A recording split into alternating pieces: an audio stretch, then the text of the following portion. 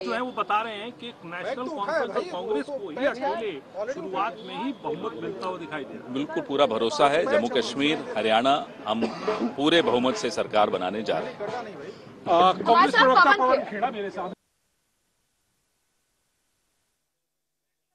सध्या भाजपला फटका बसताना दिसत आहे। हरियाणामध्ये काँग्रेस 55 तर भाजप 21 जागांवर आघाडीवर। हरियाणात मुख्यमंत्री सैनी यांच्यासह भाजपचे सगळे मंत्री सध्या पिछाडीवर आहेत। हरियाणामध्ये आपण पाहतोय की 90 पैकी 83 जागांचे कल जे आहेत ते हाती आलेले आहेत। काँग्रेस 55 जागांवर आघाडीवर आहे, भाजप 21 आणि इतर 7 जागांवर या ठिकाणी आघाडीवर असल्याचं पाहायला मिळतंय। आणि हरियाणामध्ये भाजपसाठी ही मोठी पिछेहाट या ठिकाणी मानली जाते, कारण मुख्यमंत्र्यांसह सर्व मंत्री जे आहेत ते पिछाडीवर आहेत।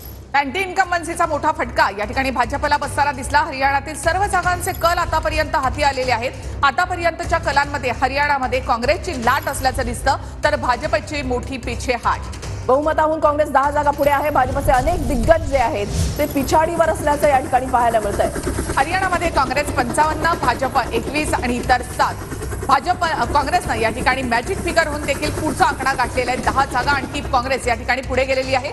हरियाणामध्ये काँग्रेसची परिवर्तनाची लाट असलेली पाहायला मिळते। आणि जननायक जनता पार्टी आणि एएसपी चंद्रशेखर आझाद यांची पार्टी यांचं या ठिकाणी खातंही उघडलेलं नाही। त्यांची पिछाड झाल्याचं या ठिकाणी पाहायला मिळते। एकही जागांमध्ये कल त्यांना मिळालेला नाही। एक कल आहे तर जम्मू काश्मीरमध्ये काँग्रेसचा जल्लोष जो आहे तो सध्या सुरू झालेला आहे।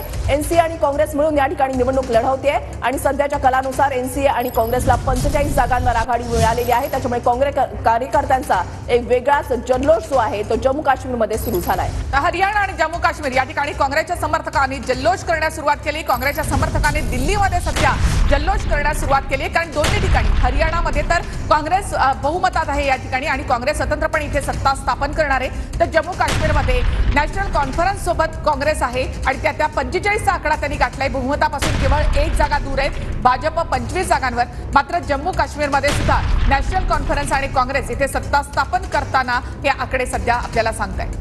हरियाणामध्ये जर आपण पाहिलं तर काँग्रेस 55, भाजप 20 आणि इतर 7 जागांवर सध्या आघाडीवर असल्याचं पाहायला मिळतंय। जम्मू काश्मीरमध्ये काँग्रेस समर्थकांकडून कार्यकर्त्यांकडून जल्लोष जो आहे तो सुरू झालेला आहे। काँग्रेस समर्थकांचा दिल्लीमध्ये जल्लोष जो आहे तो सुरू झालेला आहे। दिल्लीमध्ये काँग्रेसच्या कार्यालयाबाहेर आपण पाहत आहे की ढोल ताशा घेऊन कार्यकर्ते समर्थक जे आहेत ते उपस्थित आहेत आणि जल्लोष केला जातोय।